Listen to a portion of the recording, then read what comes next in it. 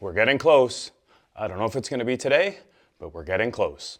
Thanks for tuning in and welcome back to the shop. This is our 2013 Mitsubishi FUSO FG that I'm slowly turning into an overland camper. In the continuation of the saga of this truck refusing to start, I've now fixed 3 of the 4 injectors, drained all the fuel out of the tank, and based on my findings when I took apart and cleaned the injectors, today I'm going to purge the fuel out of the rest of the system, and maybe, just maybe, if things go well, give it a try. In the last video, I was draining all the fuel out of the tank and burning it off in my diesel heater. Now that the tank is 99% empty, I'm going to take this opportunity to see if I can make a small change.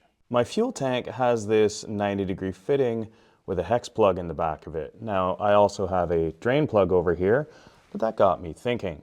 Surely there's never a need to have 2 drain ports, so one of those must be intended for something else. But it's not much use with a plug in it, so how about we throw a valve there? If I can fit this here, that would allow me to do a couple of things. One, if I ever need to drain the tank again, this is much easier and cleaner than pulling a plug out of the bottom. And 2, if I have this there, it's much easier to plumb in a second fuel tank. Now here's my only problem. I have no idea what the thread is in there, and I just happen to have this sitting around in my shop, but I don't know if it's going to thread in. So the first thing I got to do is get that plug out and see if this is even going to work.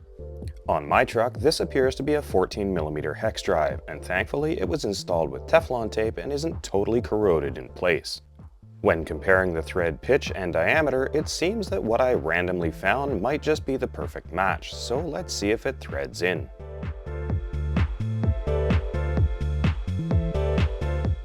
Well, that's a good bit of luck. Hopefully not the last one for the day. It appears to be the same thread, and that means I can reuse the plug in the back end of the valve just in case it ever gets knocked open. My eventual plan will be to hook a hose in the end of here and run it to a second tank, but for now, just a plug so that nothing accidental can happen. Sliding my way back under the truck, I've pre-assembled the valve, plug, and close nipple with Teflon tape to make this an easy install. The only trick here is getting things to line up properly when they're tight.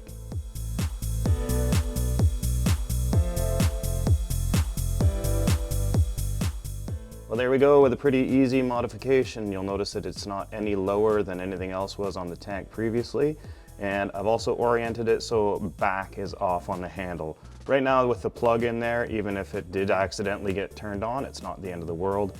But I would much rather, if something were to snag this valve, push it back as I'm driving forwards to close it, as opposed to if I had it closed in the front and something snagged it and pushed it to open.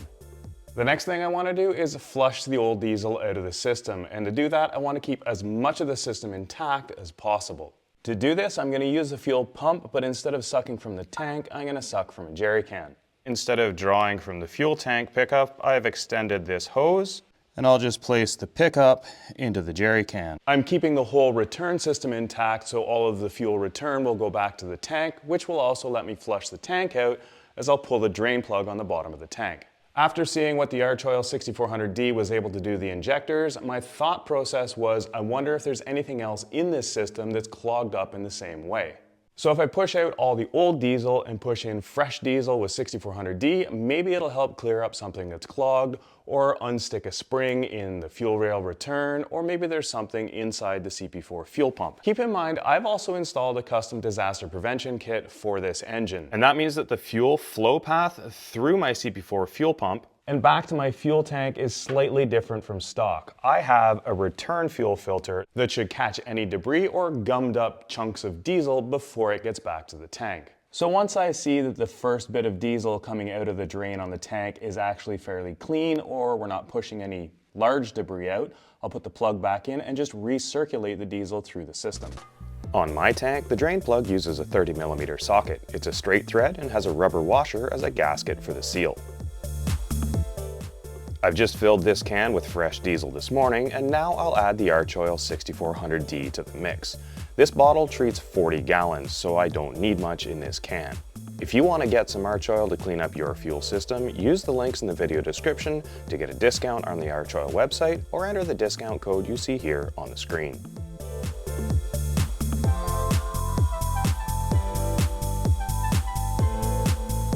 All right, well, there's a lot going on in a really small space here, so it's gonna be kind of hard to film while it's happening.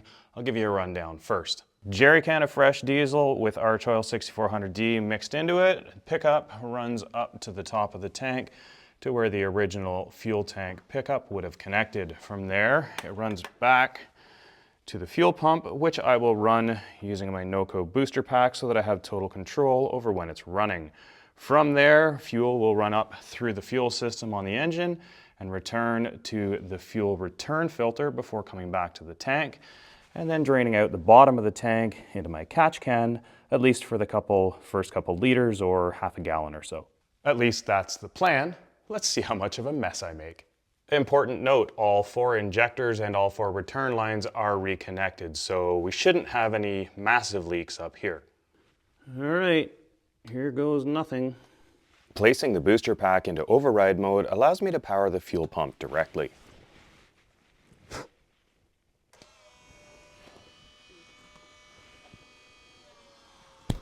All right, it's hit the fuel pump and it's coming out the bottom of the tank now.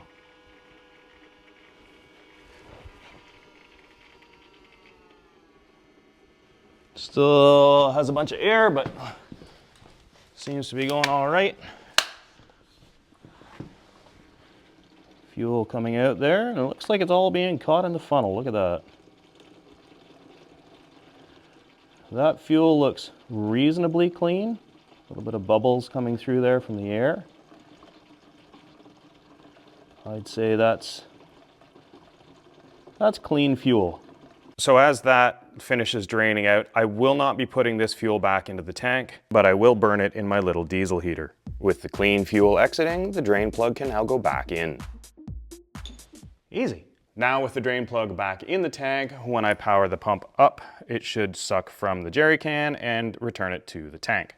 I probably don't need to video that. I'm sure you can figure out what it looks like. But with all that diesel from the jerry can back into the fuel tank, I've reconnected the original supply. So now when I run the pump, it'll be drawing from the tank, running through the entire system, including the filters, and returning the new diesel back to the tank. So now I'm gonna let that recirculate for a while I clean up some of my mess. The entropy of tools in my shop is a bit ridiculous. They are always migrating away from the toolbox, hiding under trucks, and turning up in random places where I'm sure I didn't put them. And one other thing I may as well do while I have that fuel pump running is go ahead and crack each of these injectors just to make sure there's no air right at the injector. I'm not worried about bleeding number 4, as I'm sure it's not going to fire anyway. Well, the fuel pump's been running for about 10 minutes. I'm not having any leaks anywhere, and I think I've bled fuel out of injectors 1, 2, and 3. Now that I've got the fuel side taken care of, I'll disconnect the jumper wires that I had going to my booster pack, and I'll reconnect the truck's electrical system so that when I key the ignition on, the fuel pump will come on and it'll shut off on its own. The wire studs on the fuel pump are pretty small, so be sure not to over-tighten them if you're working around the pump. Fuel lines are on and torqued. Return lines are connected. Injectors are electrically connected. Don't appear to have any fuel leaks. We know there's new fuel through the whole system. Should we give it a try? Well, first off, I'm not gonna get my hopes up. I wouldn't be surprised if there's still something wrong somewhere in the fuel system that is gonna prevent me from having this engine run. I'm a little bit suspicious of this CP4 fuel pump, as well as my original CP4 fuel pump. If the injectors were gummed up as badly as they were and unable to have parts move inside, it wouldn't surprise me if there's something similar going on in either one or both of the CP4 fuel pumps. And even though I changed out the fuel lines and the fuel rail, it wouldn't surprise me if the pressure regulating valve is also gummed up and stuck wide open.